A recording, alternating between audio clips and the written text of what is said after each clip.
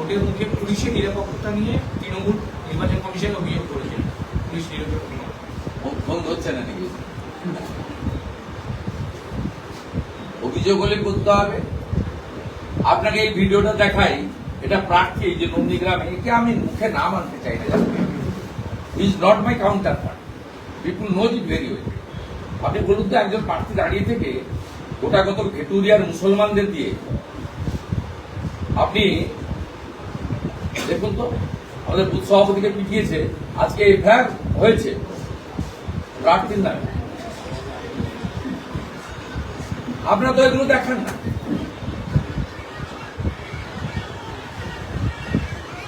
এই পঞ্চায়েত মেম্বার, আপনি বলুন তো, ইলেকশন কমিশন, আমি তো অবজেকশন দিইনি স্কুটিনিতে, আমার প্রয়োজন নেই দেওয়ার, আমি নির্বাচনে হারাবো, তো অবজেকশন দিলে ওর নমিনেশন যায়। ও একটা লোক বিজেপি পদ্মফুলের পঞ্চায়েত মেম্বার, আর তৃণমূলের রেজিগনেশন দেয়নি, তৃণমূলের বিধানসভার প্রার্থী। ইলেকশন কমিশনকে তো আমি প্রশ্ন করতে চাই, কোন আইনে আছে ভারতবর্ষের প্রাপ্তবয়স্ক নাগরিক দুটো রাজনৈতিক দলের সদস্য হতে পারে? আর রাজনৈতিক দলের সদস্য না হলে প্রতীক পায় না। উনি বয়ালের পদ্মফুলের পঞ্চায়েত মেম্বার, আর তৃণমূল কংগ্রেসের হয়ে বিধানসভার প্রার্থী। আমি আগে জানি রেজিগনেশন দেয়নি, কিন্তু আমি অবজেকশন দিলেই ওকে তো চেনেই না কেউ। নন্দীগ্রামের সোনাচূড়া গোকুলনগরের কেউ চেনেই না। নন্দীগ্রামের বিরুলিয়ার কোন মা বোন চেনেই না। সেই জন্য আমি অবজেকশন দিইনি, কিন্তু ইলেকশন কমিশনকে আমি প্রশ্ন করতে চাই, রিটার্নিং অফিসারকে প্রশ্ন করতে চাই, কোন আইনে একজন পদ্মফুলের পঞ্চায়েত মেম্বার সে জোড়া ফুলের প্রার্থী হন, তার নমিনেশন ভ্যালিড হয়? ইলেকশন কমিশন তার নির্দেশে নন্দীগ্রামের থানা বাধ্য হয়েছে। এই গত পরশুদিন আমদাবাদ আমাদের কোদামবাড়ি একের এই ঘটনা নিয়ে, কৃষ্ণনগর গ্রামের এই ঘটনা নিয়ে নন বেলেবল সেকশনে এফআইআর করতে আসামিদের নামগুলো আমি আপনাদের বলে দিচ্ছি এবং সেকশনটাও বলে দিচ্ছি। Nandigram PS case number 248/26, date 7/4/2026, এবং এখানে বিএনএস এর অন্তর্গত সব নন অ্যাভেলেবল সেকশনই লাগিয়েছেন। কমপ্লেনার বুদ্ধদেব গিরি, কৃষ্ণনগরের বুথ সভাপতি, মানে 4টে বুথ আছে এখানে। 21 যারা, তাদের নাম হচ্ছে পবিত্র কর, সনক পরেশ কর বয়াল, ইনার প্রেজেন্সে হয়েছে, ভিডিও করছে। রাজেশ খান, সনক নূর নবী আলী খান ভেটুরিয়া, অখিল খান, সনক Mujibar Khan nickname Methra of village Bheturia, Nasim Khan সনক রেজাউল ইসলাম খান অফ ভেটুরিয়া। স্বাভাবিকভাবে 2021-এর যে বিশেষ কমিউনিটির তৃণমূলের গুন্ডারা শুরু করেছিল গুন্ডামি, একইভাবে সেই গুন্ডামি এখনই শুরু করে দিয়েছে। তাই রাষ্ট্রবাদী মুসলিম এবং সনাতনীরা একজোট হয়ে এই শক্তির হাত থেকে সাধারণ নাগরিকগণকে বাঁচাবেন, এবং এই বুদ্ধদেব গিরির ঘটনায় যাদের বিরুদ্ধে নন বেলেবল সেকশনে এফআইআর হয়েছে প্রত্যেকের গ্রেপ্তারের আমি দাবি করছি। ইতিমধ্যে হলদিয়া থেকেও একটা নোটোরিয়াস তোলাবাজ, যার সঙ্গে বিজেপির কোন সম্পর্ক নেই, বিজেপির প্রাইমারি মেম্বারশিপের তালিকাতে তার কোনো নামই নেই, নিজেকে বিজেপি বলে জাহির করে তিনি যোগ দিয়েছেন। আমার দুর্ভাগ্য, এইরকম একটা তোলাবাজ, নোটোরিয়াস ক্রিমিনাল, জেল খাটা একাধিক মামলায়, তাকেও টিভিতে আপনারা দেখান, হলদিয়া লাইভে তাকে দেখানো হয়। আনফরচুনেট থিং, আপনাদের তো শিক্ষা দীক্ষা আছে এই জেলার মানুষ, আপনারা এই ধরনের লোকেরকে কেন আপনারা পাবলিসিটি দেন?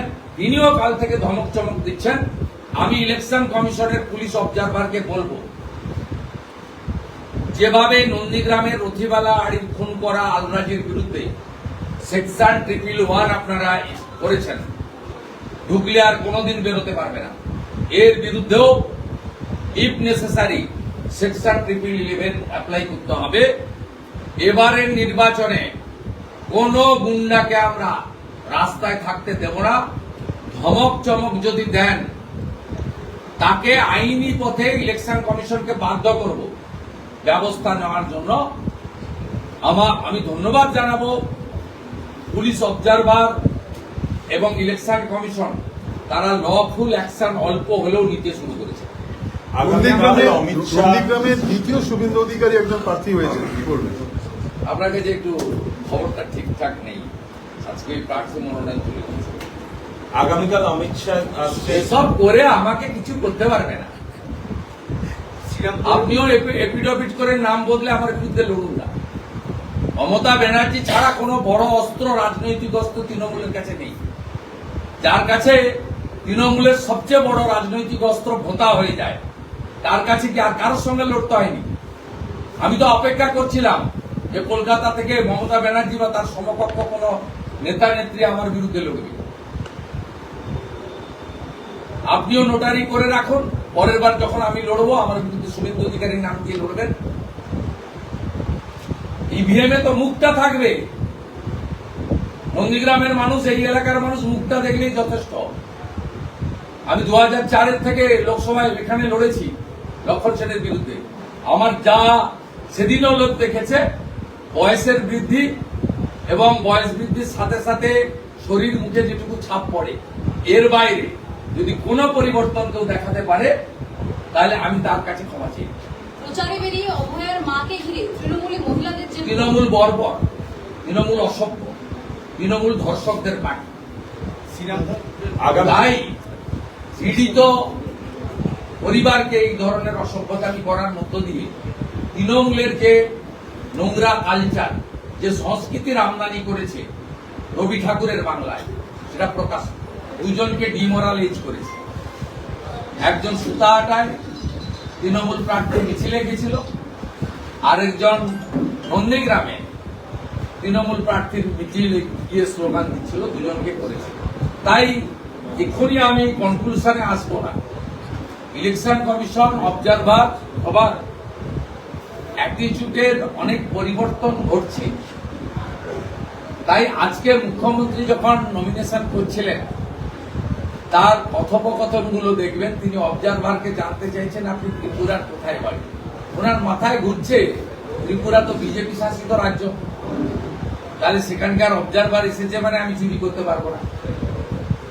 তিনি আরোকে জিজ্ঞেস করছেন যে আরোর বিরুদ্ধে তিনি অভিযোগ করেছিলেন যে আপনি নন্দীগ্রামের ভিডিও ছিলেন। আরে সে তো 18-19 ছিল ভিডিও। আরোকে আমি ধন্যবাদ দেবো, তিনি তার পরে পরে কতগুলো পোস্টিং হয়েছে এই সরকারের আমলে। তিনি মুখ্যমন্ত্রীকে অত্যন্ত ভদ্রভাবে পোলাইটলি বলেছেন এবং মুখ্যমন্ত্রীকে আজকে মনে হয়েছিল যে তিনি ভবানীপুরের সার্ভে বিল্ডিং এ নমিনেশন করলেও তার মাথায় নন্দীগ্রাম ঘুরে বেড়াচ্ছে, তার মাথায় ভূত ঘুরে বেড়াচ্ছে। যে এবারেও মনে হয় হারতে আমাকে হবে। আমাদের ভিডিও ভালো লাগলে লাইক আর শেয়ার করুন, কমেন্ট সেকশনে গিয়ে জানান আপনাদের মতামত। আরও ভিডিও পেতে আমাদের চ্যানেল এখনই সাবস্ক্রাইব করুন এবং প্রতি মুহূর্তের খবরের আপডেট পেতে প্রেস করুন বেল আইকন।